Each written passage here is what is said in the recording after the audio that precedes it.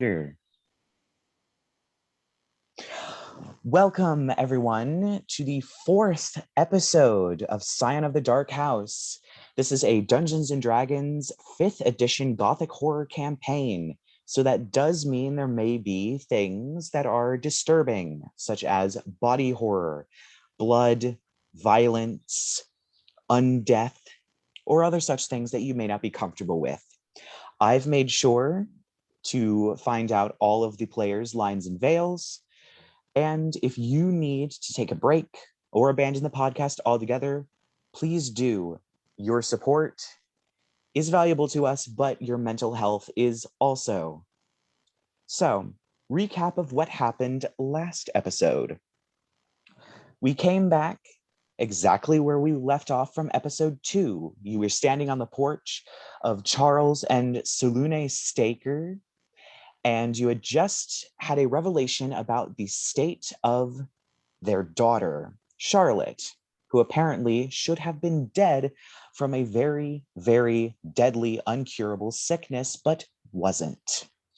You then traveled to Weeping and faced a strange sturge-like creature in the watermill, managing to defeat it after it begged for death, but still attacked. You all chopped off its head, left, and made your way to a bakery, whereupon, getting delicious baked goods, you heard the sound of a flute. And suddenly, a numerous amount of rats swarmed the bakery. Quick action from Lark stopped and diffused the situation via mental assault, but still diffused the situation. And after threatening the kids with various things, such as being eaten by a very large cat and magic, you managed to weasel out of one of the kids who had a magical panpipe that he got it from a hag named Frau Kindereater. It was also revealed that Arthur seems to have a past with a particular place that was brought up in relation to this Frau Kindereater named Pinprick. After some deliberation on the nature of the panpipes and whether or not they were cursed, you all went to bed, not discovering anything new after interviewing Oslo, the tavern keeper. Sleep found you. Tavern daddy that Percy wants to dig into one day. Yeah. Really get some useful, juicy information, some hot, juicy, useful info, some hot goss. That's what they're calling it these days. Hot goss. So morning finally finds you all. What would you like to do? You have had a long rest. You have all of your stuff back. If you can swap spells, you can, or if you have, you have.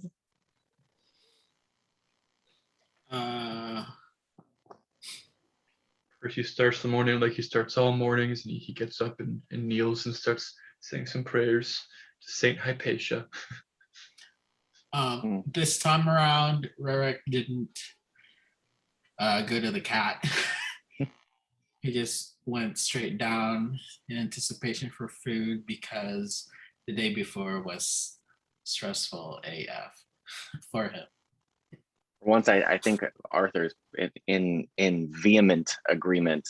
A hefty bowl of porridge is in order, and I swear to God, if I don't get some bacon, somebody's going to hear about it.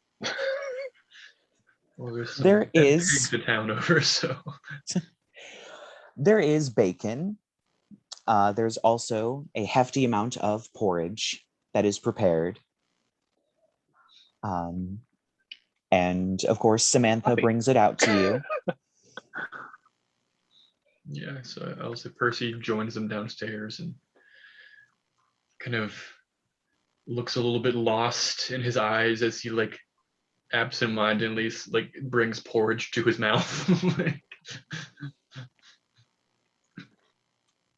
So, Percy, we started off on this adventure because you had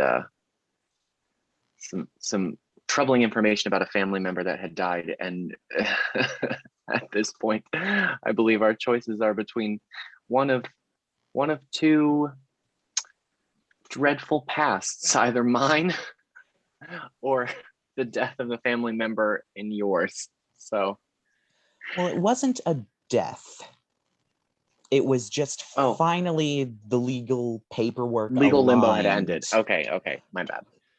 But it is still delving into an incredibly dark past, as you, being a native of Gothia, know about the Kritzwald estate and what it's been nicknamed as the Dark House, and legends surrounding it and the past Kritzwalds that lived there. So it is still delving into troubling pasts. Percy, I also am feeling a little torn. Vendriana, the lawyer I'm meant to meet, did request a hasty appearance, but I'd be lying if I said I wasn't dreading walking through the doors of my family's estate. But also, I don't truly know where to pick up here anymore. Seem to be out of leads for the local undead. The only remaining thing is a hag, who I admit I'm not too keen on going to have any sort of conflict with. She'll probably only eat a few kids. It's fine. Yeah, it's fine. So I'm a little torn. What do you boys think? As much as the fate of those children saddens me, I have no desire to return to Pinprick. And so if I have anything to do with it, then when we finish breakfast, I think we've delayed long enough and should set out to meet with Vendriana. I suppose that's wise. All right. Been putting it off long enough. Let's down the rest of this porridge then. My porridge's been gone. We've met you. Minutes now. I'm just waiting for y'all. Lark's like poking at the pan pipes, or the pipes that we got with the rats at them on day 2, and just like, I wonder, it's probably a bad idea. Lark, don't. Maybe Just it's don't. cursed. Maybe it's not. I don't know. I handed it to you because it seemed like a fairy thing to have. I mean, it's hag magic, so that's fair. But making deals and bargains with hags is, I don't know if there's a euphemism amidst you mortals that's fitting of what we call making a deal with a hag back in the Feywild. Is it curiosity killed the winged beast? Tiny Death winged is the man. least of your worries when it comes to hags. Do we have like a bag we can put these in until someone can tell us definitively all the magics that are on them? I'm assuming we have like a backpack or something that you can stick it in. Yes. I'm gonna mage hand it into someone else's pack, because you know Lark doesn't carry any of his own stuff. He's too small. Well, there's no room left next to the vampire killer head, so. Are you sure Jasmine can't just have an enchanted set of pipes on her hip? No. We can tie them there. And if a few rats show up, she'll have something to eat. Really, think about the amount of food you're going to save on having to buy. That is true. And if we run out of rats, I mean, she could always just eat you. Oh, I mean, never mind, nothing. Is she with us at the table or near the table? Always. Okay. I want to just like casually like look over at her and use Druidcraft to make the air around her smell like catnip and see if that gets any reaction. Just a little turn of phrase in Sylvan as he flicks his hand in the air to see if anything happens as the smell of catnip fills the air. Do big cats get affected by catnip? Yeah. You know, I'm not sure, but in this case, it's sort of magical catnip. So It's Oh, the you know, smell we of probably. that. still don't know if the pipe is cursed or just enchanted. Do we? We No, do we do not. Hmm. So Nope. I'm thinking We we just throw it know in the it's pack magic. until somebody knows identify and can tell us the ship. Right.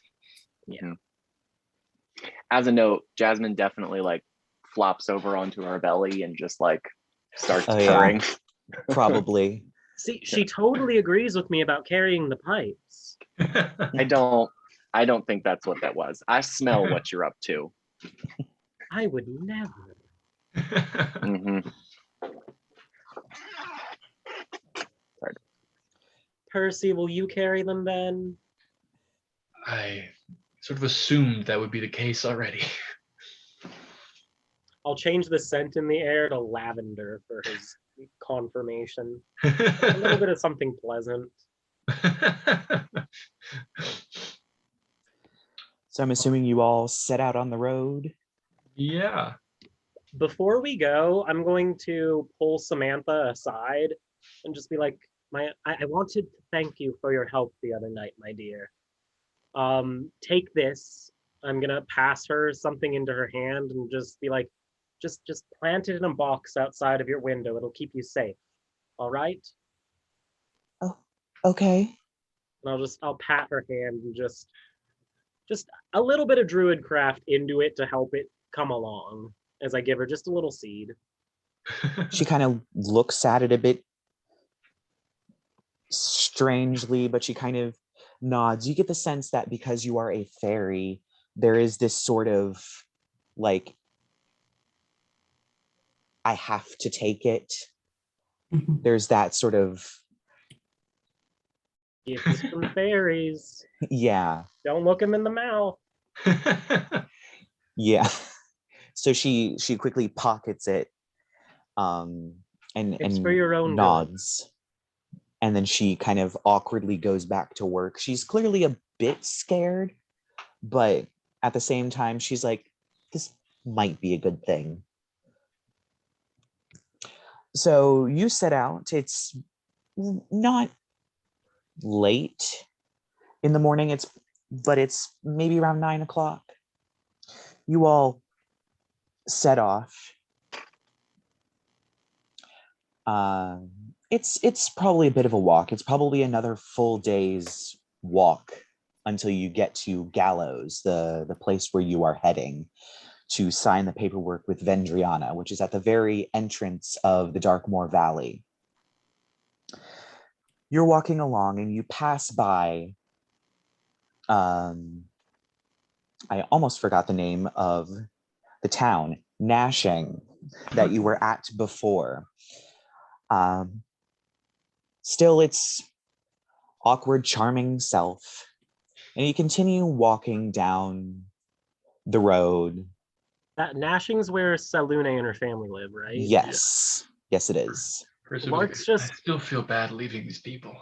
You know, when you brought up things could line up a little. You brought up how Salune and her daughter should have died, right? Or at least her daughter. So Yes, the daughter definitely was too far along. it doesn't make much sense, but, well, then again, they never make sense at all. There's a hag nearby, and they are infamous for loving to make deals with people. Who knows if her parents managed to go into the woods and find her, and what they could manage to talk her into. And then, Because the laws of your world don't really apply as strictly to the people from mine, if you understand what I'm saying. then the Banshee, she said that the land was owed a price. Mhm. Perhaps the price was Charlotte, kept alive past when she was due. We could go kill the child. Well, We will not be doing rewind that. one a little bit. Just testing a theory. I agree, it's a likely story, but still, what's to be done? It's a hag. I don't think the four of us are quite ready for anything she has to throw at us. Probably not. So you continue walking, and you walk further and further into the forest, along the path that leads to Gallows. And you feel like you're being watched for a little bit, very closely. Keen smell. All right, go ahead. Oh, wrong screen. Bum, bum, bum, bum, bum, bum.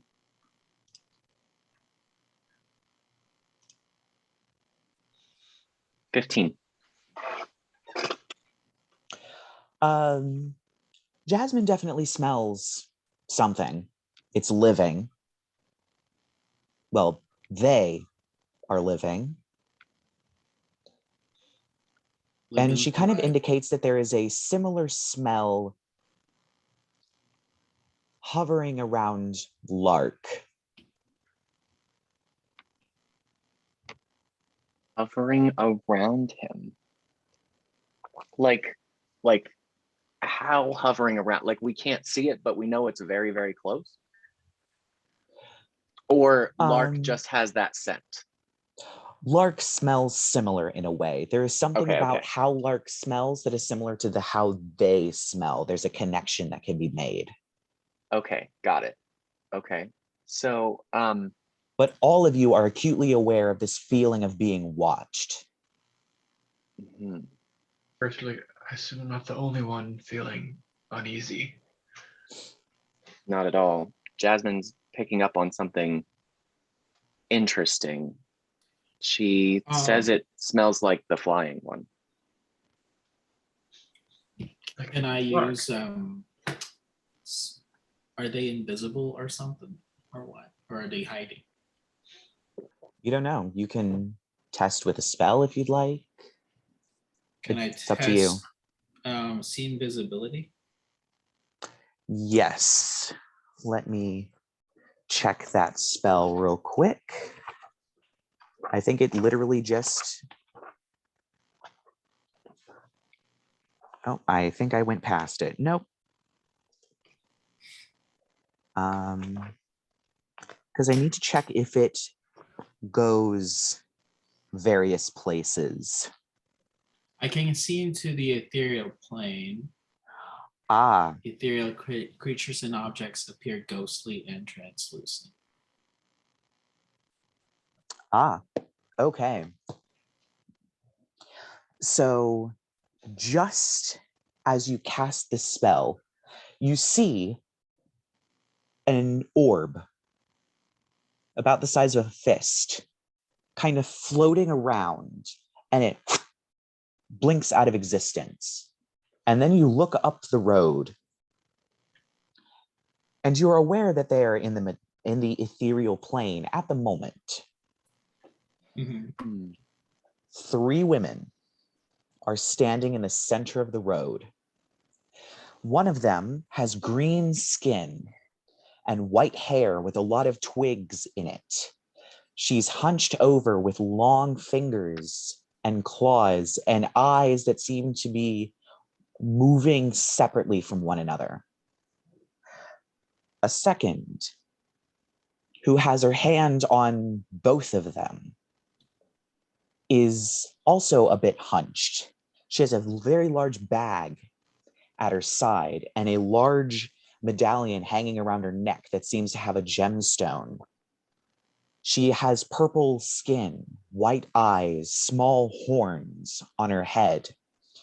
And the third is a 9-foot-tall woman dressed in all black, rags, tatters, bent over with long fingers and a broad hat that looks like it has somewhat of a point on it, but it's more of kind of like a pilgrim's hat.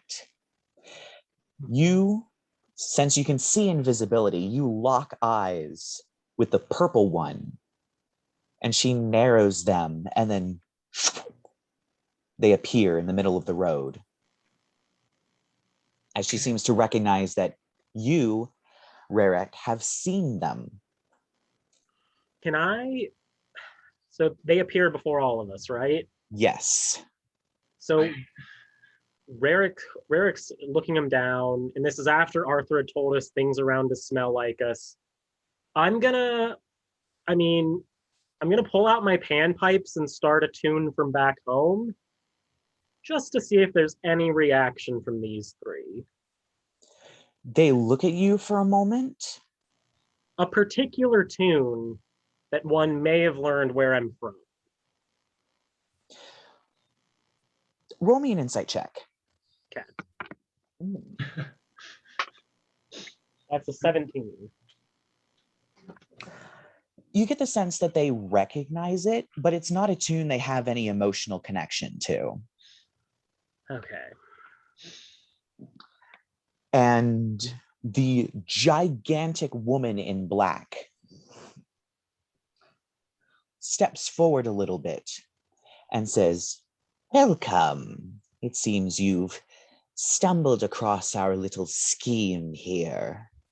You've been starting to put too many pieces together." Oh no. Yeah, I don't like this. Arthur's gonna ready his bow, and Jasmine just sort of crouches and growls. Is this Lark's he's gonna stop playing and hold his hand out like, don't. just a coven of don't. hags? Yes, this is a coven of hags. Oh no. Put the bow down. Put it down, Arthur. Lark's just gonna say, "Aunties, a pleasure to meet you. What do they call you here?" "I am Nanny Middenheap, but it seems you've come across my other name when dealing with Jack." An industrious little sort, that boy. "Yes, I'm aware you have those panpipes and I would like them back. This," and she motions to you would know what these hags are. Mm. The big, gigantic woman is called an anise hag. Mm-hmm. They're known for physical strength. They're also known for their love of corrupting children. That's their big thing. She motions to another one, the one that is the night hag. She is not really a fae in the same way the other two are. She is more of a fiend. She has the ability to travel to different lower planes and to distribute and collect souls. She oftentimes corrupts the souls of people and then collects them when they die. This is Morgana Snaggletooth. She's our potion brewer. And this one, she motions to the green one, which you know is a green hag. They're the least powerful, but they're the one that people are probably the most familiar with. They work with illusions and mimicry and things like that. And before Nanny Middenheap can introduce her, the green one just kind of shrieks with laughter and goes, "Cackle Batbag! Cackle Batbag's name is Cackle Batbag." And Nanny Middenheap just kind of goes, "She's part of the coven." Uh-huh. "We have come to do a bit of a deal. You see, you've put too many pieces of our little puzzle together, and we can't have you messing up our plan. Not that we tell you anyway, but let's make a little deal." And she reaches out with one claw and swipes it to the air, and in front of you on the road, this line draws itself in the dirt. And she then nods to Morgana Snaggletooth, who snaps her fingers, and out of the ethereal plane comes a box. It's a very fine looking box. And she says, for the simple trade of not meddling with our business in what do they call this place? Short drop run. For not meddling, we'll give you this box and her eyes kind of look directly at you, Arthur. We'll answer a single question. And all you have to do is step over this line.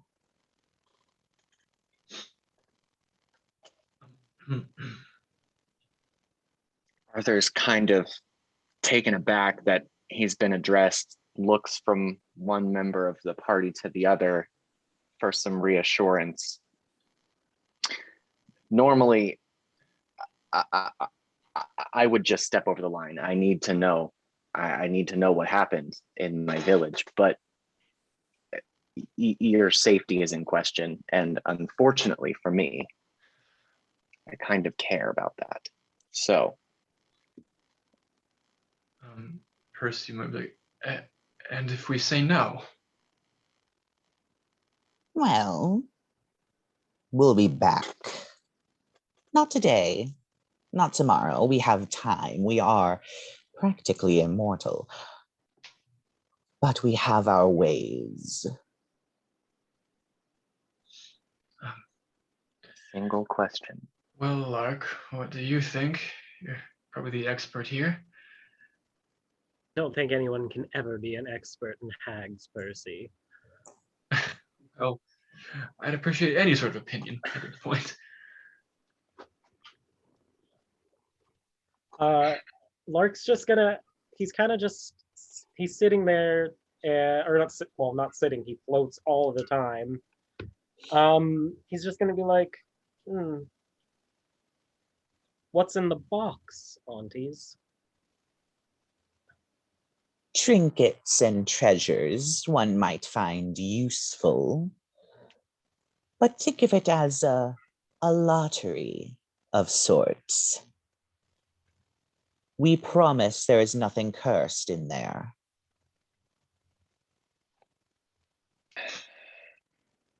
Can I insight check that?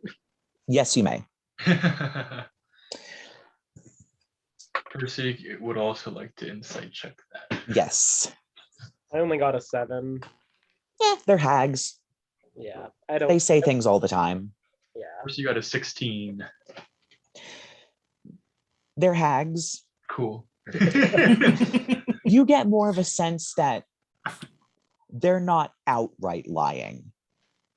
Not necessarily that they could be telling the truth. There is a chance that they are 100% correct that there is nothing cursed in that box, but they're hags. They're not outright lying, but they could be lying to you. It's another Insight Schrodinger. check. You can insight check that too. 23. See if you get higher. 23. Surprisingly, you managed to see through the typical hag veils and wheeling and dealing. There is nothing cursed in that box. They want you to leave this place alone. And cursing you is probably not in their best interest. Despite the fact that they would love to curse you, they are making a deal out of desperation that you might blab about this. Like they said, you have put puzzle pieces together more than anybody else, apparently. That's an issue. They wish us to leave this place alone, which means it's probably not a good idea. And yet, if we say no, what do we risk? Death, most likely. Or something worse. Do you want to fight a hag? Personally, 3 of them? wouldn't recommend it. All right. I am a bit of a moral at odds here. I don't want to abandon these people, but I don't know how much good I can do against these 3. Answer my question before we step over the line. Give us the panpipes, and we'll do just that. I'm gonna mage hand them out of Percy's pack. So if I give you these, you'll answer the hunter's question, aunties, Yes, without us needing to agree to any other part of the deal yet, correct? correct. I'll take your word for it. Of course. He's gonna mage hand it across to what was her name? The one who's talking, doing the most talking? Not Cackle Mick Crazy Pants. Nanny Middenheap. Nanny Middenheap, aka Frau Kinder Eater. Yes. Yes. Nanny Middenheap. He'll send his shadowy mage hand with the panpipes over to her. She delicately pulls it out of the air and puts it back in her pack, and she turns and faces you, Arthur. One question.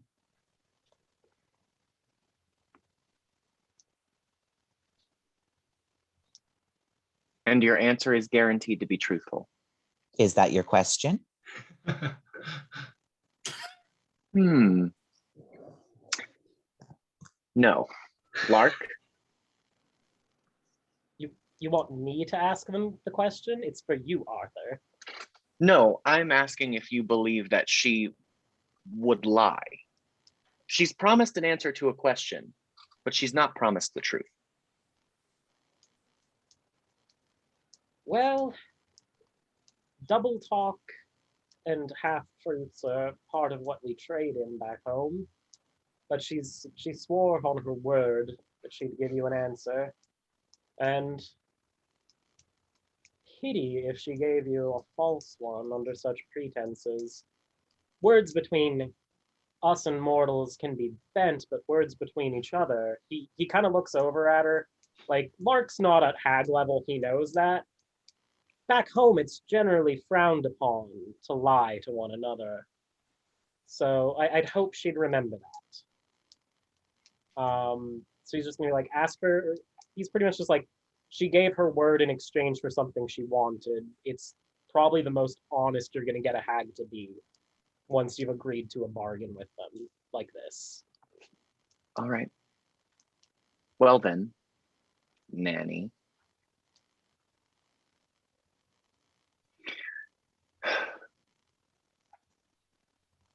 Who is most directly responsible for the destruction of Pinprick Village? She kind of seems to think a little bit. And she simply goes, I don't know the exact person, but I'll say this.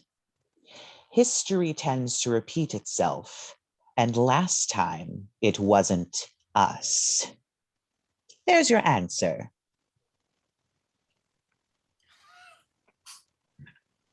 She doesn't know. Lovely. But I knew more than you did. And did I not promise an answer that was truthful? I suppose she's kept her word. Wow. All right. Well then, the contents of the box are ours. Only if you step across the line. What do you think, Arthur, boys? I've given my word. We'll be abandoning these people to die. They We'll won't always have that die. on our conscience. It's us or them. Just put 1 foot forward. If we don't live to stop another tragedy from happening, then how many more will die? Percy will kind of just like look back at the village. And call me a coward, but I'm not ready to die just yet. All right, Hags. I have made up my mind at least. And Percy's going to step across the line. As does Arthur, followed shortly by Jasmine. Lark's gonna look at Rerek and see what he does. So I'll go with you. I'll go to the line. So you all step across the line. Mm-hmm. Lark's gonna float across it. Well, it still counts. And of But course, before he floats across it, in Sylvan, very calmly, he's just gonna say, I feel it best to mention that a girl in town has a favor of mine. A favor that people back home would be quite interested in seeing her. Just a fair bit of caution to you aunties about that girl. well, we'll keep an eye out. She returns in Sylvan, of course. Yeah. We'll keep an eye out. I'd hate if anyone else in my family had to come through here. We are very, very much aware. Oh, fantastic. And he'll fly, pretty much after kind of warning the hags, he'll fly across the line. And at that point, they kind of shuffle over to the side of the road. And the green one, Cackle Batbag, lifts up the box and she kind of very jerkily waddles over to whoever the nearest person is to accept the box. Who's the lucky recipient? I think Percy's going to be a little bit too in his own head right now. Can Well, then Mage I Hand need- lift the box? No, Mage Hand only lifts 10 pounds. I don't got Give the me strength one to moment do it. and I'll get the box. I'm just writing down what the hag said. Okay. If you need to repeat it, I do have it kind of locked in. I gotcha. Okay. Yeah. So she hands you the box. And for a moment, she's still holding on to it and she kind of leans in. And it's with the look on her face, it's almost like she's going to tell you like a warning or something like that. But instead, her face then turns to a smile and she goes, "The rock is Cackle Batbag's favorite." And then she walks back. And you do all visibly see Nanny Middenheap kind of roll her eyes a little bit and pat Cackle on. She's kind of the Ed of the group. If we're going to go by the Lion King hyena standards, she's definitely the Ed of the group. And the three of them just seem to stand there. And Nanny Middenheap says, "Well, go on your way. We'll just be here watching to make sure you don't go back on your word." You won't. Back into Common. Which one was the night hag? What was her name? Morgana Snaggletooth. Auntie Snaggletooth. We're not going to be seeing you at night, are we? She kind of opens her mouth. And when she does, she pushes forward. She doesn't have a tongue, it seems. Instead, it is a rotten mass covered in white worms that are wiggling in and out and crawling around. And then she pulls it back in. I just go, "That's disgusting, lady." Was that her answer? Yep, that I was her just answer. "That's disgusting, lady." Percy visibly gets a little bit sick.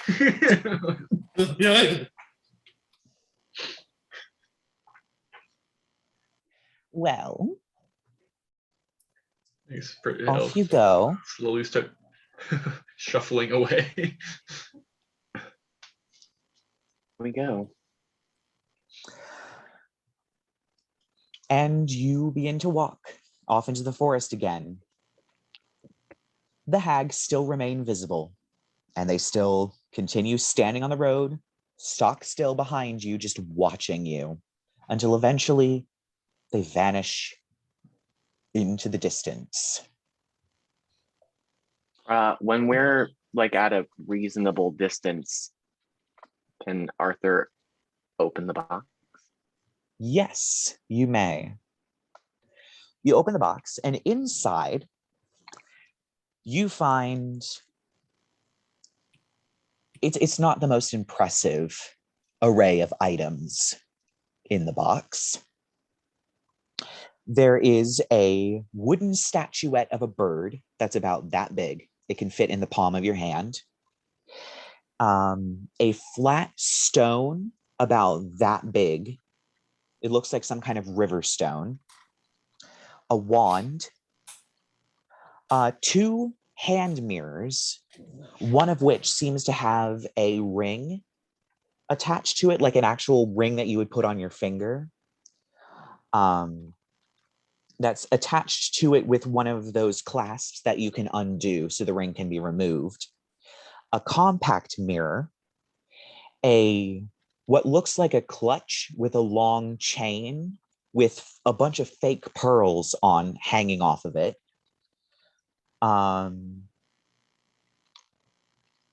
A bracer that looks like something some people wear when they shoot bows to keep the string from bruising their arm, and what appears to be a pin of some kind, like a brooch in the box. And that's it. That's all that's in the box. So it's actually just a box of trinkets. See if any of them are enchanted. Do you cast Detect Magic? Yes, please. Every single one, well, the pouch with fake pearls is not magical, but there's something inside it that's magical, and everything else is magic. Well, most of it is illusion magic. Some of it is transmutation magic, and some of it is evocation magic, and some of it is abjuration magic, but it's mostly illusion magic. And you get the sense that these aren't shrouded in illusions. They have some sort of illusory power. They cause that you it. can They can cause things. Everything in the box seems to be as it is. What you see is literally what the item is. Can we take a look inside that finger? The pouch? Yes. There is a single bean that is magical. It's about that big. It's kind of shaped like a kidney or a lima bean, and it is sort of beige covered with brown speckles. But it is magical. Magic bean. Hey. You all would know more than I would about what's in here. To me, this is just a box of junk. I'm just going to take a minute and be like, that went so much better than it could have gone. Percy doesn't say anything. He looks pretty out of it. Oh, yeah, fuck up, Percy. These seem to be pretty useful. He's abandoned all those people, Lark. What are a handful of mortals in the grand scheme of things? I don't even know how to explain it. What's in the box? Just looks like junk. It does. They seem to be useful. They're all enchanted. Oh. Well. Okay. Well. What kind of magic is on each item, Rerek?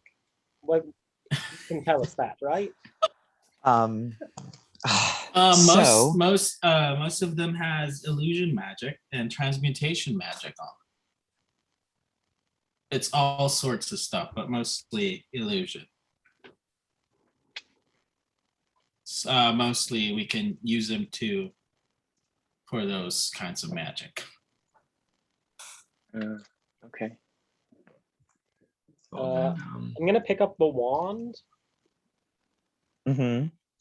And just like flick it a few times, see how that feels. Can I? All I mean, right. can I Arcana check it?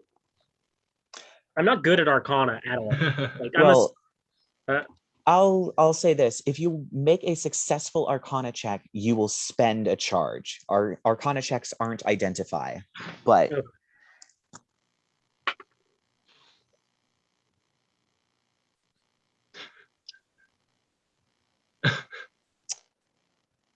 Is it a 20? is that a nat 20? That's a nat 20, baby. Damn. All right. This purple D20, everyone, is now officially called like High Roller. Good. It's all So you flick the wand, and maybe a couple of feet in front of you, there is a just eruption of sparks and smoke, and a lot of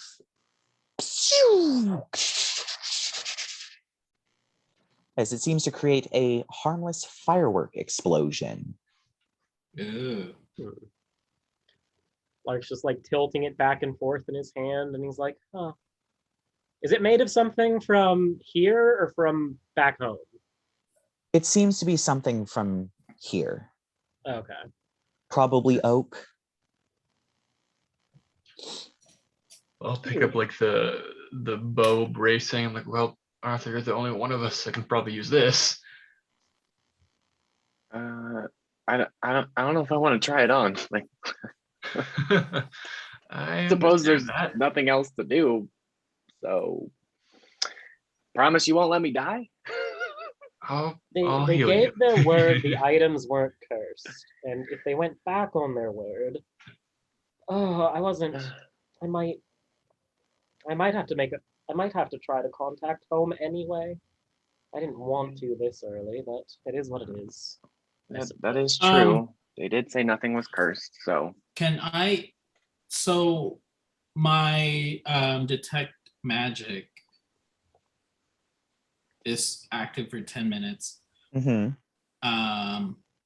No, it's not. Oh, yes, it is. So can I detect what skill of magic the wand was? If he was specifically playing with that one. That has illusion magic. That's Okay. School of Illusion. The bracers that were picked up are, I think they're, I may have to check the item description, but I'd say that it's probably a mixture of evocation and abjuration. okay. Checking the item description. Because you guys still don't know what these are. Yeah. No. Okay, maybe for the next few minutes, let's check each and every one. Does anybody have I the don't know. identify spell? No. Yeah, because I don't have that one. I wish I did. Well, So now you now don't know you what these know things about are. good spells to study. So yeah, you don't know. If you want to know the exact schools of each item, the bird is illusion magic. The stone has transmutation magic and a little bit of evocation. The wand, Wait, sorry, what was that? a little bit of transmutation and evocation. The wand, of course, illusion. Illusion. One of the mirrors, it has a very lovely, it seems to be made out of probably some metal like brass. It has a lot of flowers around the outside of it, and it's a hand mirror, so it has a handle, and the back seems to have a face, a very generic mask-like face. That one has illusion magic.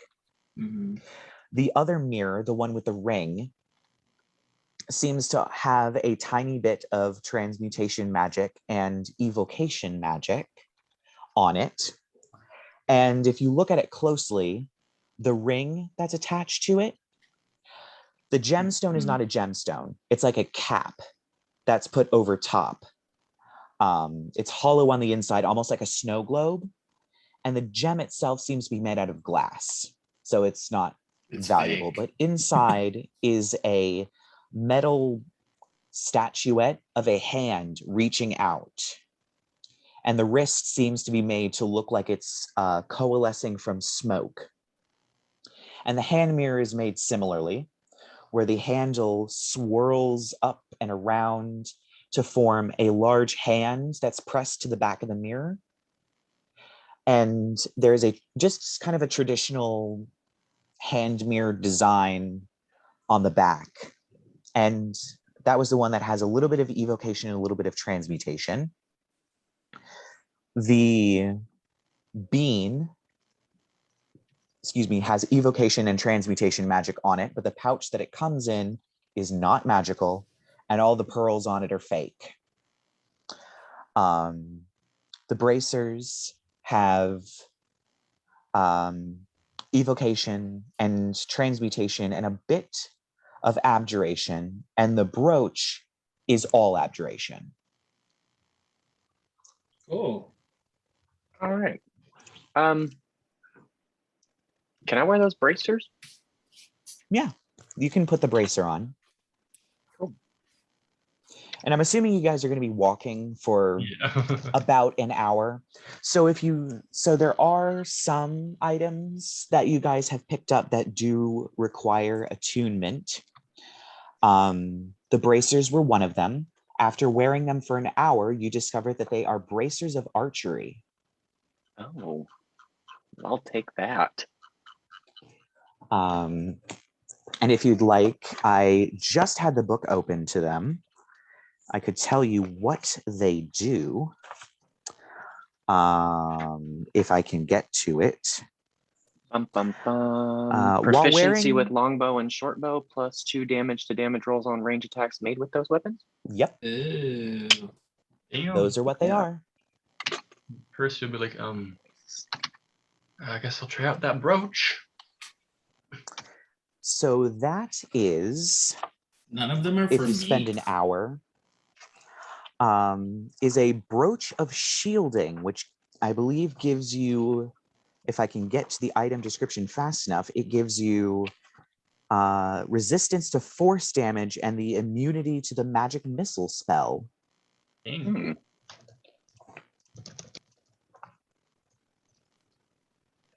Yes. While wearing the brooch, you have resistance to force damage and you have immunity to damage from the magic missile spell. And I actually think those are all of the items that require attunement. You guys picked them up pretty quickly. All the rest of them seem to not require attunement. You kind of sit with some of them for an hour. None of them seem to click or attune in any sort of way. Those are the only ones. Okay, interesting. What does it mean by attunement? So when you attune to a magical item, it becomes yours and allows you to use it. Some magical items can only be used by their user, and you can only attune to 3 at a time. Some classes give you abilities where you can attune to multiple ones, but typically that's just, that's like the artificer. They get an extra, I think they get like 2 or 3 additional attunement slots. Mm-hmm. It's bonkers. But yeah. Okay. Otherwise, the rest of these items, they can either be used via things, you would know this. This is like Magic 101. You would know that they're probably made by, they probably have like a command word or a phrase of some kind, or they just do something. They don't require an owner to function. So, yeah. Got it. Okay. However, you do not know what the rest of them are or what they do. This one shoots fireworks. Well, you know that. Out, Rerek? You don't know how many charges it has, but you do know that it shoots fireworks. One. You definitely used a charge. Cool. And you'd also probably know it wasn't its last charge, or else you would have had to roll to see if the item destroyed itself. So it has more charges. It has at least one more. Do all of them have charges? No. Okay. Ow. if you'd like to make an Arcana check for fiddling around with the items, I can tell you which ones have charges, but you'd have to roll Arcana and it'd have to be pretty good. Oh, dang. You're a wizard. You're good at Arcana. Yeah, Rerek's like the best bet to know what the hell's actually going on. Sure. Mine was pure luck getting that nat 20 on just flicking a fucking wand around. Sure, I'll do an Arcana check. Oh, hold on. Okay, 17. 17. Yeah, I'll say that's good enough. Of just like fiddling around with them for a while and kind of feeling out their auras, trying to do. You may not necessarily expend a charge, so you don't know what they do, but you kind of get a sense from fiddling with them whether or not they just naturally have something or it's a charge. The bird has charges. The stone does not have charges. You know the wand has charges. The mirror, both of the mirrors do not have charges. The compact does not have charges. Wait, you didn't tell me the school of magic for the compact mirror. Illusion. Cool. So none of the mirrors have charges. And you get the sense just from magic knowledge and legends that you've heard, the bean is probably a one-use item. You use the bean, it's gone. Don't touch that bean. Or don't throw it on the ground. Better hope Rerek doesn't get hungry. I know better than to eat enchanted bean. Bean, enchanted bean, only one. Singular bean. Yeah. So I think the only two things that have charges are the bird and the wand. Okay. Everything else just... And we don't know how many charges. You don't know how many charges, and you don't know what any of the items do, except for the wand that seems to shoot fireworks, and the bracers and the brooch, because you two have now attuned to those items. Yeah. Cool. Want to give one of these a try, Rerek? Yeah, I really want to try the stone. All right.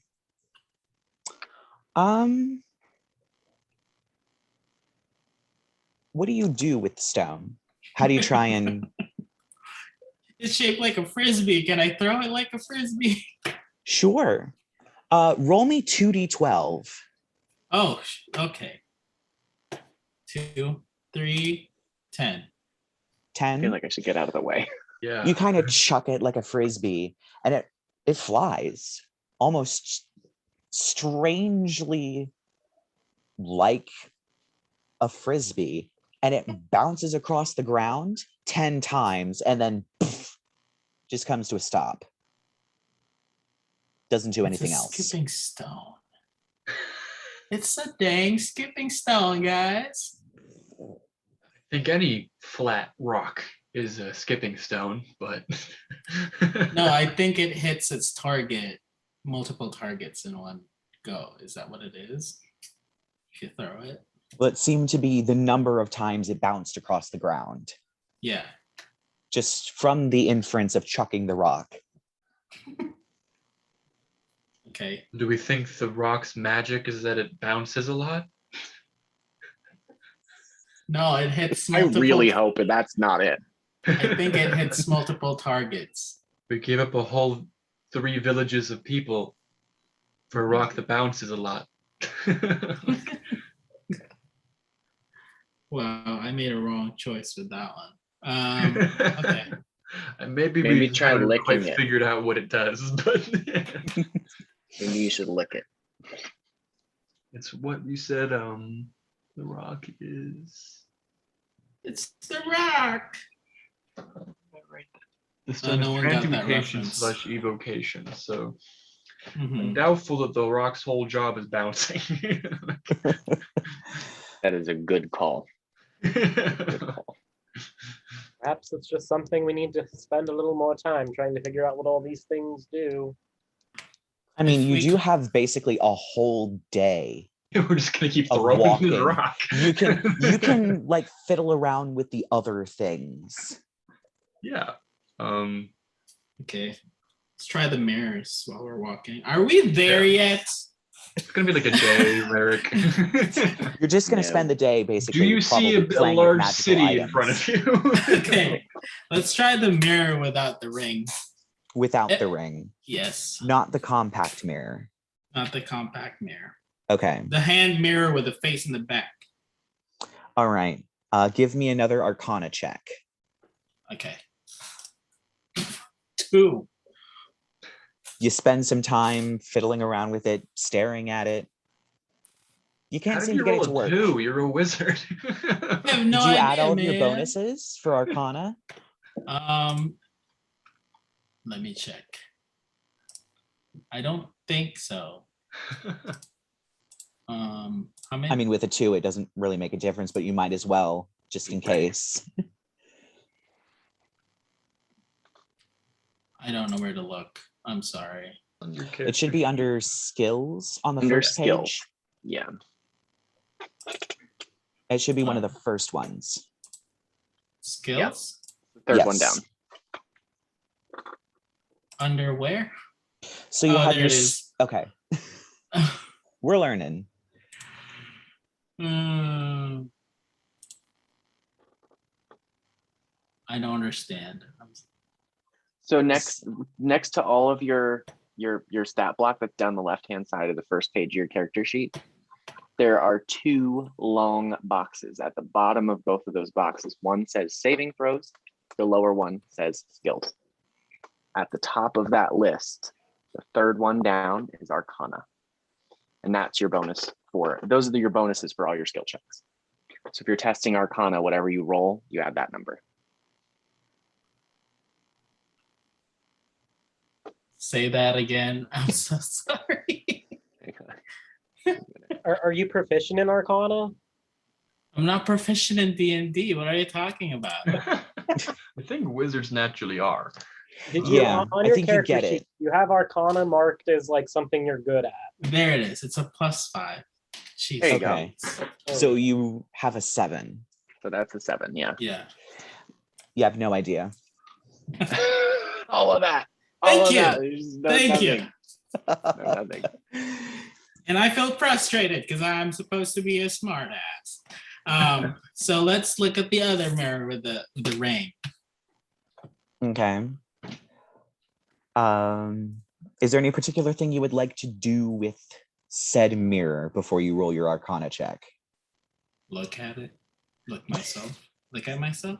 Could I give Rerek the help action on this Arcana check, actually? I'm gonna say yes. Because it's magic from where I'm from, / from something that I am. Hags tend to, you would know hags tend to collect things. Okay. Either because they killed somebody and looted their body, because they will do that, or because they made a deal in which somebody had to bring them a magical item or give them a magical item or something. They tend to have hoards of things. Okay.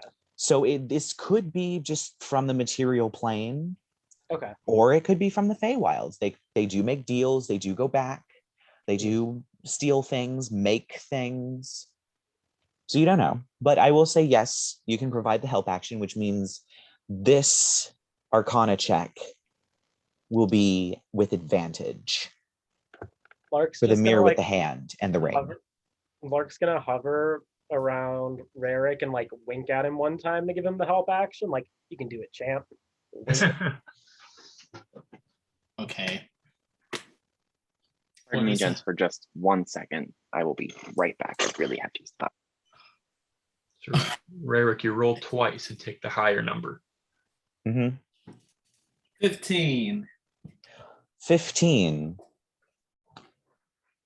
So you're fiddling around with it for a moment.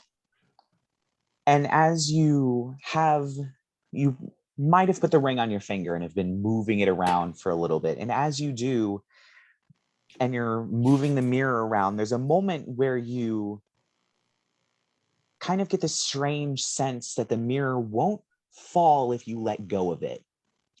Oh, gosh. and you let go of it for a moment, and the mirror floats barely an inch above your hand before it then whoop, falls to the ground. Maybe if you catch it. But there's this odd sense that the ring is connected magically to the mirror. Okay. And the mirror has this weird floaty quality to it under certain circumstances. That's about as far as you get. You'd probably need to identify it to get everything that it does, but you get this, but that's the sense you get from that mirror. So it's a mirror of vanity, so you can comb your hair with both hands while you look at yourself? No, Yes. It seems like a mirror that, like a fake out mirror. Like if you throw it to someone at first, it won't go. And then people will be like, oh. Yes, I'm sure the And then it artificer actually that made goes a this few seconds later. pranking people at the top of their priorities. I love how that's like the concept of what the mirror is. I feel Yeah. like that's totally a Rerek guess. Yeah. As to like, this is what the mirror, it totally does this. It makes perfect sense. And everyone's like, you sure? Yeah. Yes, I'm sure. It's Lark, a prank. are you doing okay over there? That was a face. This is a lot of homework. Hold on. Okay, let's go to the next one. I mean, you don't have to go through every single magical item. Are we there yet? No. We Then can I'm gonna time skip try if you this. decide to not do any more magical items. Okay, fine. I mean, Let's not do it. I'm good with my Beam. arrow shooty cups. So Beam. We failed the mirror. Do we have anything left? Like besides like the bird, which there's a bird. Oh yeah, we haven't tried the bird. Maybe throw it up in the air, see if it can fly. Throw another thing in the air. Okay. Let's throw the bird. Oh my god. as your first Nothing throwing happens. thing, It just you are a goes wizard. up and comes back down. Don't I have to check or something? No. I will definitively tell you that nothing will happen if you chuck the bird. What the heck is this? Why does it have illusion on it? You thought it has illusion magic on it. You thought the solution would be throwing it? Hmm.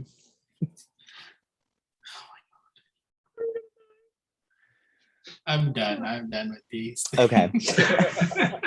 So after you get a bit frustrated with these magical items, trying to figure out exactly what they do, after a couple of hours of walking, nothing seems to disturb you. You might see a couple of birds, maybe a deer. Nothing really too interesting. And you reach Gallows. Gallows has a main street that goes straight down it, right along the road. It's wide, the buildings come up on either side, and through it, you can see the Darkmoor Valley, thick with trees, and at the very end, almost shadowed against the sky, is the definite shape of Darkmoor City. And even as you would probably recognize, Percy, a spire at the very top that's taller than all the rest, that is the Staff of Night, or the Magic Academy that your cousin goes to. It's strange sort of castle on a single stilt architecture that has confounded and confuzzled so many architects, standing proud with also the steeple of the great cathedral and other various things. You arrive at Gallows. And the busted casket isn't very hard to find. It is literally on Main Street. It's on a corner. At the center of the town is a square. Preserved but clearly not used is an actual gallows with multiple spaces for nooses. And it seems that the people are getting ready for something, a festival or of some kind. They are putting up strings of pennants. They're putting flowers everywhere. They even have weird straw dolls that they're putting in the noose that are wearing donkey heads. If either Percy or Arthur would like to make a history check, this might be a bit hard, but you could figure out what this is. Yeah, you're probably better off. History, that's 16. 16? I mean, you've heard a lot of some of these smaller towns have their own weird festivals that they throw. It looks like it's probably some kind of bonfire night from the amount of wood that's being carried back and forth. Yeah. But there definitely seems to be a very heavy donkey theme. A solid choice. So the busted casket isn't, like I said, very hard to find. It is right on the big grand intersection with the gallows that is currently being decorated with the pennants and flowers and the weird donkey straw dolls being shoved into the nooses. And it's a nice looking little pub and inn.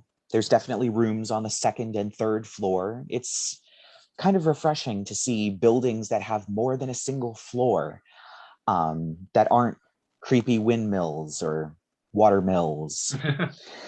It has a lovely window out the front that shows you a great view of the square.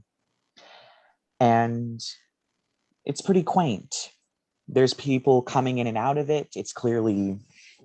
People are clearly preparing. Okay.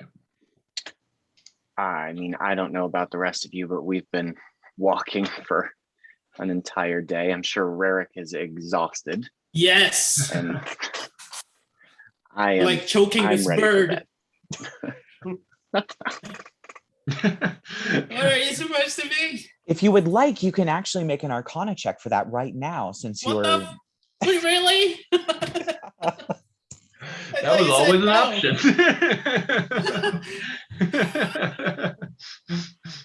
Okay, let's do that before we enter this dang city. It's a 7 plus 5. Plus 5. So that's like a 12? Yeah. 12? Yes. I'm going to give this one to you. You squeeze it, frustrated. And for a moment, you almost imagine that you're actually choking this bird. And I want you to think of a bird that Rerek would have heard before and tell me its name and what kind of noise it makes. Flamingo?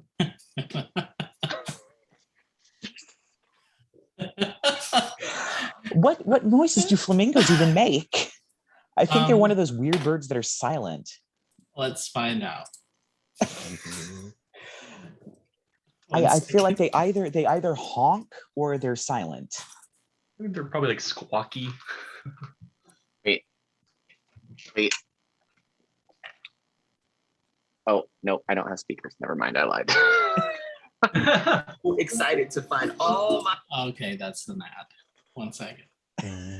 I love how we're going to do this. Yeah. But the It's best happening now. 1 second. D&D makes you Google fun things.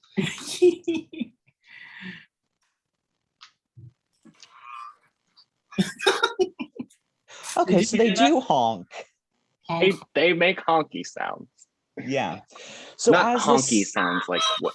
Never mind. So as this bird crosses your mind, about 5 feet in front of you, as if there was a flamingo standing there, there is a honk sound that very loudly emanates. That sounds very much like a flamingo. And everyone in the immediate vicinity kind of looks around. You have spent a charge. Oh, that thing is charged? Bird noise charm. Yep. That's It makes bird sounds. Then I just make a leg like this and I'm like, that's it? There's a shocking variety of usefulness amongst these items. You never know when that could be useful, though. It's true. If we ever need to distract a A cat. flamingo. Yeah. So I'm assuming you enter after that interesting sudden flamingo noise. You enter the busted casket. Yeah. You do Yep. see a elven woman wearing a very nice kind of, I guess what the medieval equivalent of a pantsuit would be. Burgundy with her hair done up in a very nice bun. And she kind of looks up and she seems to recognize you, even though you might not. You definitely don't recognize her from everywhere. You've never seen her before. And she goes, welcome. I have a seat waiting right here for you all. And it is a very nice booth. It is one of the nicest booths in the tavern. Thank you. Vendriana, I suppose? Yes. And I assume you are Percy. Yes. Good to meet you. I hope we didn't keep you waiting for too long. No, it does take a couple of days travel. So I'm surprised you're here early. I just had this reserved for the week. Well, these are my friends.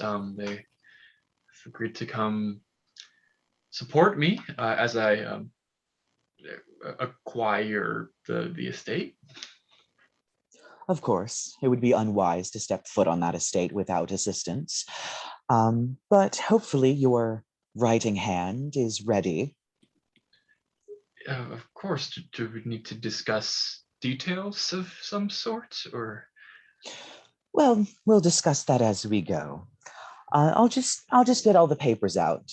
I find it easier when clients know or can estimate about how much time our little appointment is going to take. And she reaches under the table and pulls out this huge stack of papers and she sets it on the table. And even though she sets it on the table, there's still this. Well, before we start, we should probably get some food. They are serving traditional apple funnel cakes in honor of Gallows Donkey Night, which is tonight. Right, Gallows Donkey. I'm not familiar with the tradition. Oh, I still don't understand it myself. Anyway, you'll have time to enjoy it afterwards. But we'll order a nice plate of that and we'll get signing the paperwork. I do have some assistants around. I think Quentin managed to make it here. He's quite the messenger. I think he was the one that actually gave you the letter. Right.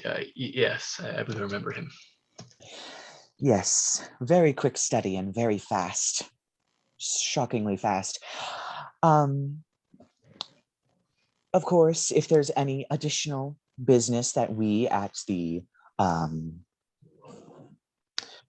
lawyers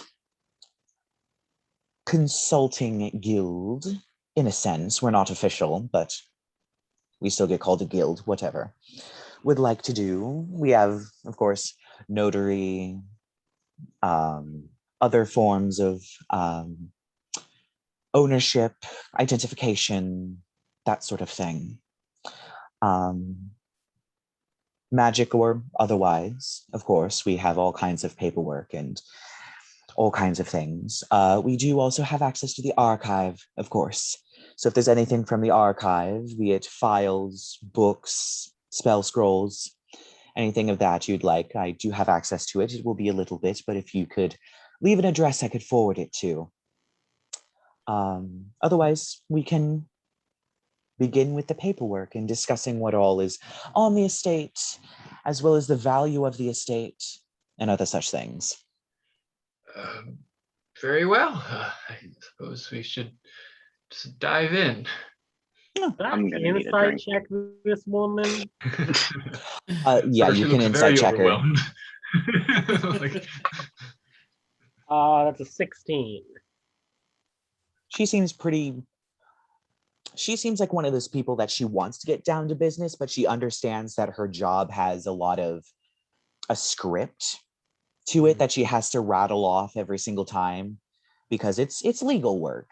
You understand, being from the Feywild, a lot of times when you make deals, there's a lot of scripts, there's a lot of possibly paperwork or handshakes or trading. So having to go through with the script for legalese, in a sense, is a understandable thing. Mm. Just Lark's just gonna. He's kind of sitting there, and he's just like, "She sounds almost as good at double talk as I do." Mm. I am a lawyer. Not now, Lark. Enjoy your apple fritter.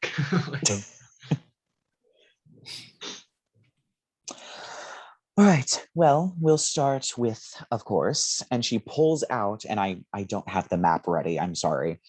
But she pulls out a map and several pieces of paper, and she starts pointing out various locations. It seems that the estate has a guardhouse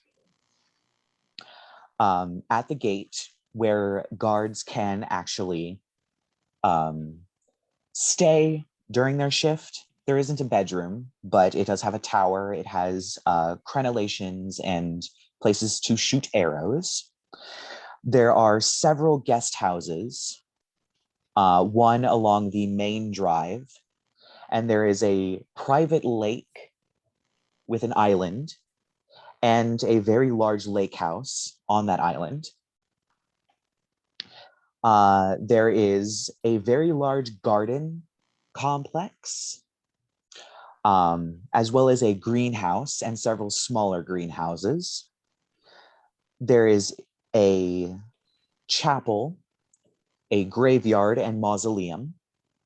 There are stables, and there are acres and acres of both woods and fields.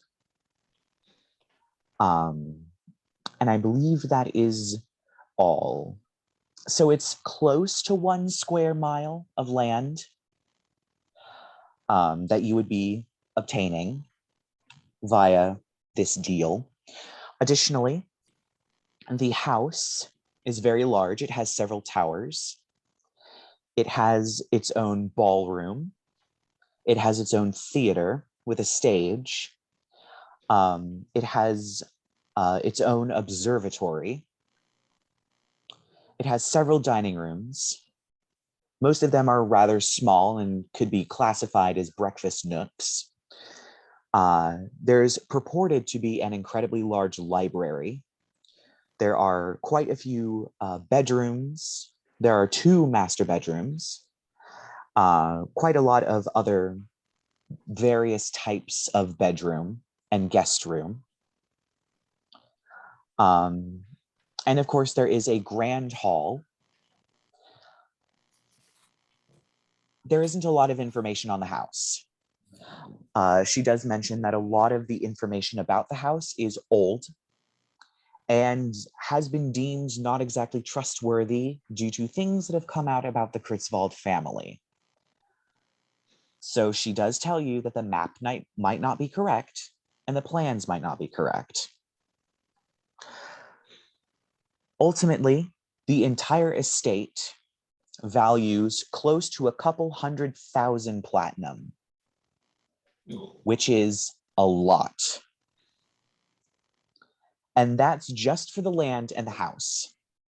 The Kritzwalds were patrons of the arts and sciences and collected various items. So there's a possibility that there is almost an equal amount of gold's worth of various items in the form of things like books, paintings, statues, chandeliers, various things inside the house, but they haven't been able to get any sort of itemization due to its reputation as being incredibly haunted. Ultimately, as she ends her speech, she does say, I know this might make you feel like you have become incredibly rich. However, if the 25 damn years of paperwork that I've had to do tells me anything, it's that nobody wants to buy anything. You essentially have your assets frozen. Unless you lie and wheel and deal, most likely you will not be able to sell anything the moment anyone finds out it's from the Kritzwald estate. But this is your family home. It has been empty for generations, and I'm sure in some ways you've heard stories about it and would like to get back there or reclaim it or whatever it is. And I think this would be a very good chance to do so. And at that point, she slides forward a very important looking piece of paper and gently sets a quill in front of you and then patiently waits. Percy just kind of stares at it for a sec. My mother would, my father mostly would tell me tales of his childhood when he was at the estate. I've never been. Above game, your father has never been to the estate. Oh. It's been empty for 400 years. Wonderful. So he probably passed down stories that he heard from his grandparents, so on and so forth, about the house and its opulence and the balls that they had and the plays they put on and the scientists that came and put on exhibitions and things like that. So he does talk about it almost as if he spent his childhood there, but there's no way he could have. Cool. He was quite romantic about his descriptions. My mother, on the other hand, told me never to go near the place. So I'm still apprehensive. Have you any idea the truth of the place? What actually lurks there? Not a single clue. I do have my prophecy as a clue, sort of, which I haven't really, I don't think I've mentioned it to anybody. You keep referencing this great prophecy of yours, but have yet to enlighten us. Okay. Hold on 1 second. It's very cheesy. So while I was studying divination back in Gyptia, I came across this. After 4 centuries, the winged beast of the black earth will rise again, and with it 4 cardinal stars will reveal all that was once forgotten. I believe we are the 4 stars. And the estate is a winged beast. Yes, as I believe that it once was symbolized by a winged lion. And all of the undead popping up everywhere seems to coincide with the black earth that is mentioned on this prophecy. Well, I didn't travel all this way to say no.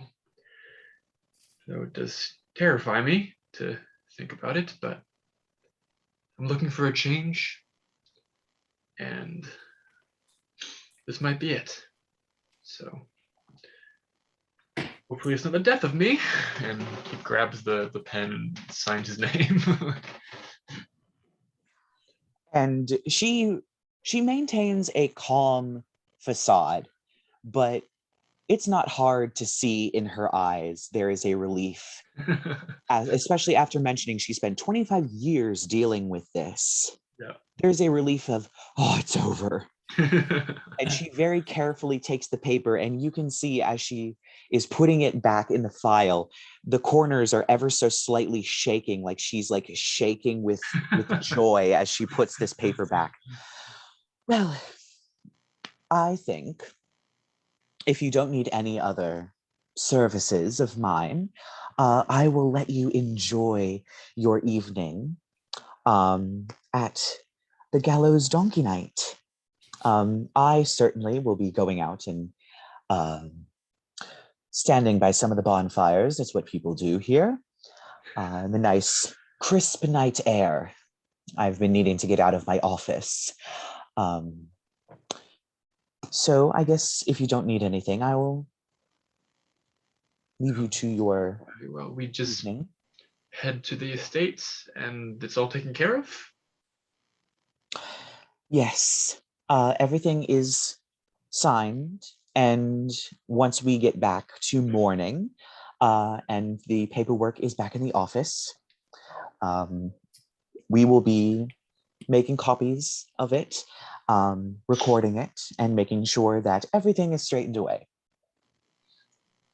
Oh, all right then.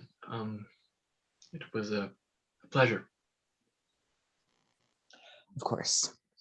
I am going to be taking the rest of the evening off, but Quentin will still be working.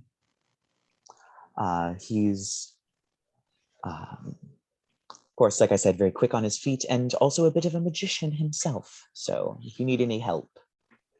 And she gets up and she takes her heavy bag that she scoots across the table, almost expecting to pull it entirely off the table, but stops for a moment and then pulls it off and then keeps and walks out of the busted casket. Wonderful.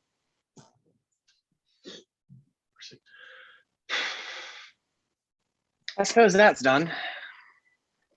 Don't Believe worry, that was Percy. not the worst I'll do decision my of best to keep you alive, life.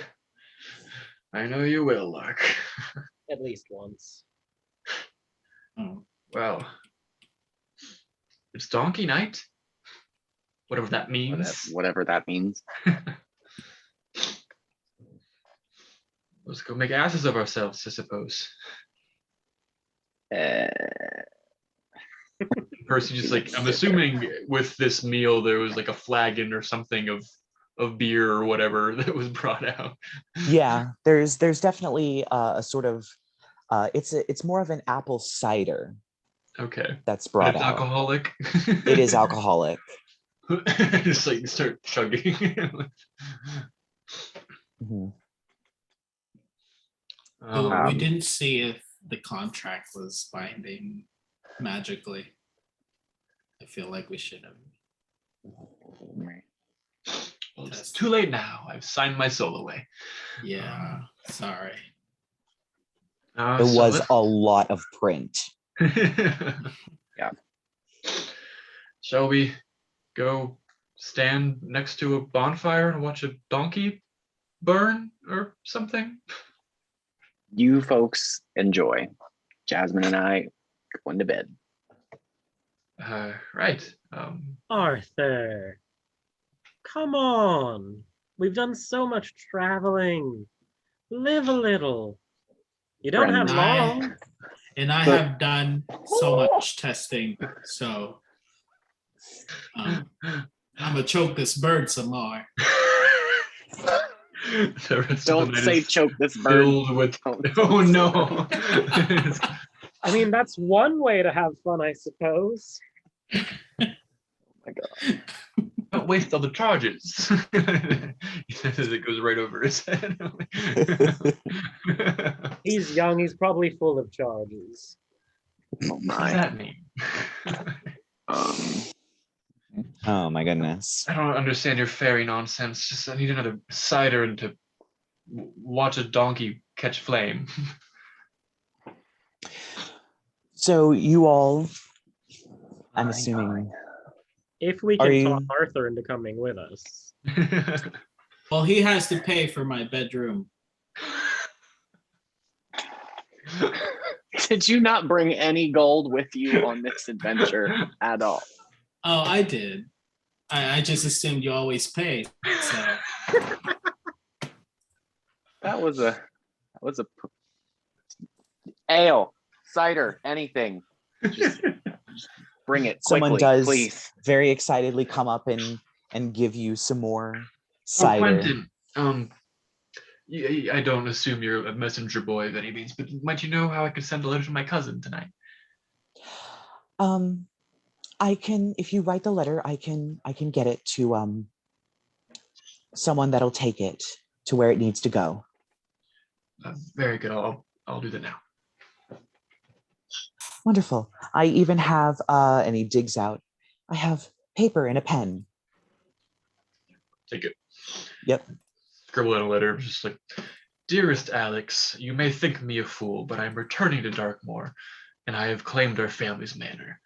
I would like to see you, blah, blah, just like, and more fineries and nonsense about our journey here, and like, and I hand it back to Quentin. Great. I'll get this sealed and sent. Oh, that's really close. The Academy of Midnight Arts, yes. Yes. I'll get that sent out right away. Thank you. He books it out of the room. It's like he only has one speed, and that speed is gotta go fast. So the night is yours. The sun is setting a little. And people are beginning to, gather in the streets. Lots and lots of lights are being lit, as are bonfires. So what would you all like to do? Drink a lot.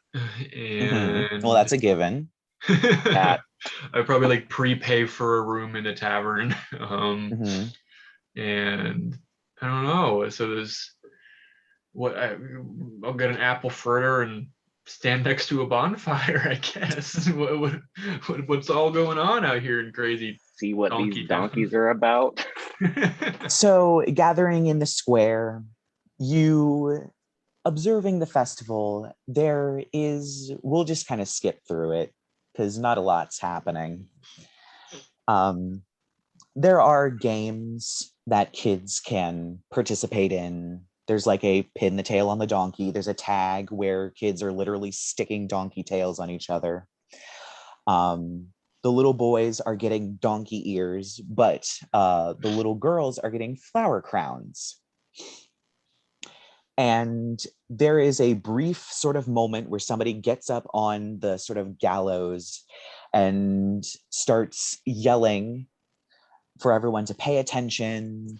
And they seem to have this sort of brief ceremony where they name the Donkey Queen, which is a seemingly just random young woman from the town of Gallows, to come up, and she gets a special flower crown. And they also name a Fool, which is a young man who has to wear a plaster donkey head for the whole night. And he has to carry the Donkey Queen around, literally carry her the whole night. And he makes a passing joke about later in the night pelting the Fool with tomatoes. And then everybody kind of goes back, and you see occasionally the donkey ears go by as this guy is, still carrying this lady around. And they're still, the kids sort of playing games. The sun sets, it gets darker and darker. And at this point, most of the kids have gone to bed. And there are various people standing near the bonfires, kind of bards or storytellers. And they tell the story of a ghost that seems to come out on Donkey Night that has the head of a donkey and apparently likes to stab and cut up people and stuff them full of hay. And then, of course, everyone's kind of like, ooh, such a spooky ghost story. And then everyone kind of laughs it off. And the night wears on and on. And finally, everyone begins to kind of traipse off. The fires are put out. And you all presumably head to bed. Yeah. Is there anything else you would like to do? All right. Yeah. long ass day, lots of cider, Was ready all- for bed. Percy gets incredibly drunk. And even he's like, oh, what was that? Is the princess, why is she carrying her around? Can she walk? Her legs seem fine. I think it's time for you to go to bed first. Yeah. I'm good. Let's bring on other. Yeah, the ghost is gonna get out, and we can't let him stuff people with hay. We got to stop that. I think if you tried to stop the ghost right now, you'd get stuck with hay. No, I can make him run away. Go away. That's what I'll do. Mr. Big Strong Dragon Man, you wanna handle that? Maybe herd him off to bed. Sure thing. And I just go, let's go. And it's like someone slung over your shoulder. Yeah. Sure. I was like pat your back. I'm like, you're loud. You know that? Like, you're really loud. Like how Intoxicated. You're So- intoxicated. Lark's gonna look at Arthur as Rerek starts carrying him away, and he's just gonna be like, "How many drinks did Percy have?" Too many. Weren't you supposed to be keeping an eye on him? I haven't seen the man have fun in the entire time I've known him. No. All right. I suppose that's I love Donkey Night. Woo! tomorrow morning is Oh. going to be interesting. You know, I envy him the ability to get drunk off of this swill. Agreed. 6 mugs in and I don't know if it's just something from one world to another, but I've yet to find a mortal brew that can even make me feel a little tipsy. Wow.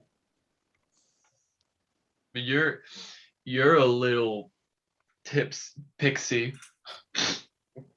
Yeah. That's insulting. I haven't been a pixie for at least 100 years, thank you very much. Okay. Mm-hmm. Oh no! Ah. It's time to go. Take him to bed. Yes. Oh my gosh. I love Donkey Night. I hate So it. you all, of course, head off to bed. And as everyone is kind of settling down and going to sleep, the rooms are pretty big. They probably have 4. It seems to have the busted casket seems to have 2 floors. One floor that has 4 bedrooms and one floor that has 2 bedrooms. I'm assuming you all have just gotten a single room on the 2nd floor, maybe? With Sir Pukes a lot over here? I don't think so. Okay. So I'm assuming so what's the arrangement? I'm cool with anybody who's not vomiting. Well, if it's a 4-bed bedroom, we could probably. Lark's definitely just gonna make sure that Percy doesn't drown in his own vomit. So he's got a mage hand bucket right next to the bed. Okay. Just like a bucket that he can just mage hand real quick. Yeah. Right, if you're taking responsibility for him, then I'm fine with it. you put Percy in bed and mage hand a bucket over to him. Yeah. He's like grab it. You're my best friend. You know that? You're my best friend. I'll do anything for you. Anything. Remember that. Oh, Percy, I will. I don't think he's gonna remember it. It's fine. So sleep begins to close in on all of you. Quick question, because this might be something that would happen. I had plans, changed them. Is Arthur the last one to go to sleep? Sure. Why not? Okay. The room is dark. Everyone seems to be asleep, either snoring loudly or, well, probably almost everyone except for Lark is snoring loudly. And you get a weird sensation for a moment. Kind of like the sensation you get around the undead. You've always kind of had it, that little sort of instinct. And your eyes dart out the window. And in this middle of the street, walking away from the busted casket, is a very large, broad-shouldered looking man with a donkey head. And it turns around for a moment and locks eyes with you. And its eyes are burning red as if there were flames coming out of them. Oh, dear God, it's real. And it just turns and walks forward, and a bank of mist seems to conveniently across, and it's gone. You don't know where it's going. You don't know what's doing. You just know it was definitely undead. That donkey ghost is real. Okay. Okay. And well, that's Percy, gonna haunt my nightmares. You actually have a dream. Ooh. A very weird dream. Maybe it's the alcohol, but you get a sense that it might not be. And it's scary. You are chest deep in blood and guts. And it seems to be flowing around you like you are standing in a river. Horrible white bony trees stick up around you in patches. The sky is a nebula filled with stars. And the air is filled with screaming. And standing on a platform that rises out of this blood and guts river that, as you look, seems more like an ocean that's just as far as the eyes can see in any direction, stand 3 figures. Very tall, skeletal, gaunt figures. They are holding their hands up. They're facing away from you, and they're in tattered robes. It seems to be a mixture between scholar and king of some kinds. They're wearing these very tall crowns, and they are holding their arms out, and your eyes follow. And in the air is a huge moon, very close. But there's something not quite right about that moon. It has eyes and mouths. And there seem to be things that are flying into it. Additionally, there are things flying in the air, dark, black, shadowy things with bat-like wings and twisted faces, banging drums and blowing into flutes as they flit back and forth. And all 3 of them, at the same time, turn, lowering their hands to face you, their eyes green, a green ring inside of a black, starry void that they stare into you for a moment. And you notice they have chains hanging off of their shoulders, thick, heavy chains. And it's almost as if you're being pulled into their gaze like a tractor beam before morning comes and you wake with a start so violent that you throw up again. Cool. And it's at this point I would like to gladly and proudly tell you that you have all leveled up to level 4.